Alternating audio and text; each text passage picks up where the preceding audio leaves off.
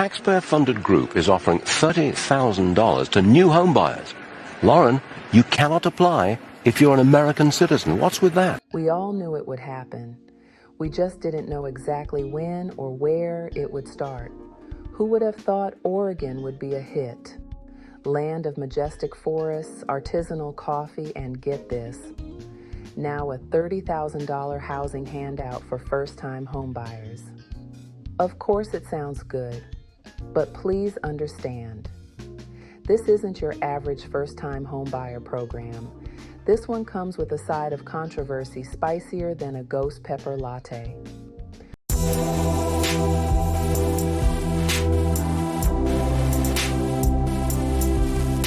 Why would an American citizen apply for a taxpayer-funded program to get $30,000 for a new home? I mean, it's wild. The program, called Camino a Casa, is run by Hacienda CDC, a nonprofit in Portland.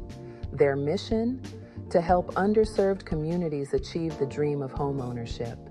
Except there's one teensy-weensy detail.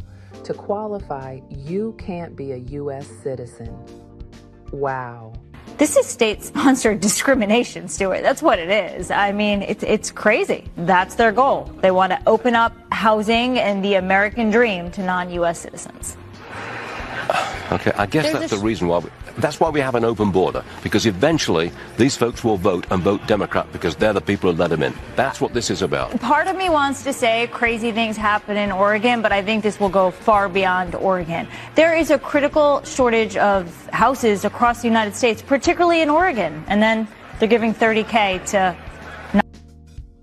So while legal residents are stuck navigating the housing market maze, non-citizens are getting a VIP fast pass.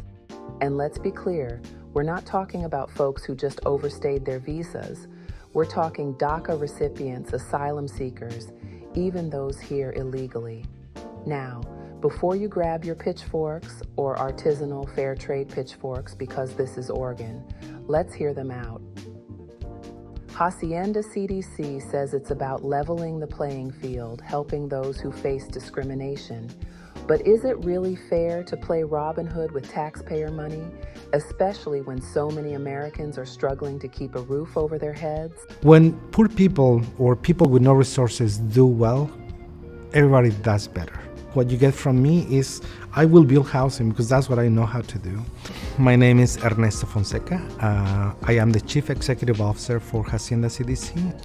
I wake up every single day thinking, how can we make this a little better or fix something? Because Hacienda CDC was created initially to provide safe housing for Latinos in Northeast Portland. But housing is not enough, and we provide a number of services beyond that. From education to financial services to small business development, we're just getting started. And this housing crisis is never going to go away if we don't do production. That's just the bottom line. Building housing on a traditional way is not going to be a solution. I think we need to be comfortable with providing solutions that are fast, that are quick, and that we can implement almost right away. We are going to need to invest a greater number of resources and expand our ability to welcome housing from different kinds. Let's be honest, the American dream is looking more like a fever dream for many.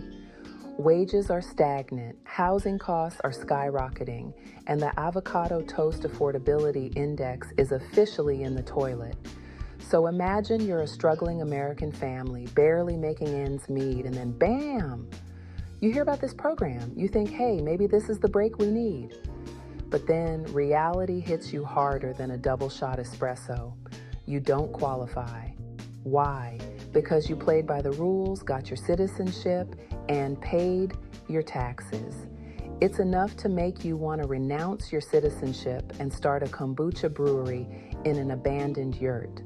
And it's not just about the money, it's the principle. It's just another slap in the face to those who have been working hard, playing by the rules, and contributing to the system. It's no wonder people are outraged. They feel betrayed by the very government that's supposed to represent them. Now, let's not pretend this is happening in a vacuum. Oregon, like much of America, is grappling with a housing crisis, Prices are soaring, inventory is dwindling, and the competition is fiercer than a barista throwdown. But here's the thing, this crisis isn't impacting everyone equally. Black and Hispanic communities, already disproportionately affected by poverty and discrimination, are getting priced out at alarming rates. Generations of systemic racism have created a wealth gap that's harder to bridge than the Columbia River Gorge. So when programs like this pop up, it's easy to see why some see it as a step towards justice, a way to right historical wrongs. They argue that giving a leg up to marginalized communities is not about taking away from others, but about creating a more equitable society for all. But critics argue that this approach is too simplistic. They say it pits communities against each other, creating resentment and division instead of fostering understanding and collaboration. They argue that true equity means addressing the root causes of inequality, not just throwing money at the problem. This whole situation highlights a fundamental tension in our society, the balance between individual responsibility and collective good. On the one hand, we value hard work, self-reliance, and playing by the rules. On the other hand, we recognize that not everyone starts from the same place and that systemic barriers can prevent people from achieving their full potential. The question is, how do we reconcile these competing values? How do we create a society that is both just and compassionate, that rewards hard work while also providing a safety net for those who need it? It's a tough question with no easy answers. Some argue that we need to focus on creating a more equitable playing field by investing in education, healthcare, and job training. Others believe that we need to address the legacy of discrimination through reparations or affirmative action programs. Still others believe that the best way to help those in need is through targeted assistance programs that provide direct support to individuals and families. So where do we go from here? How do we bridge the divide and find common ground on this complex issue? It won't be easy. It will require open minds, honest conversations, and a willingness to listen to perspectives different from our own. Maybe, just maybe, we can find a solution that upholds the values of fairness and opportunity for all, regardless of their immigration status.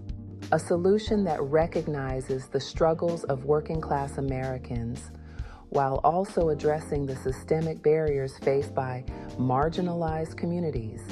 It's a tall order, but hey, if anyone can figure it out, it's the folks who brought us craft beer and legalized weed. We can only hope.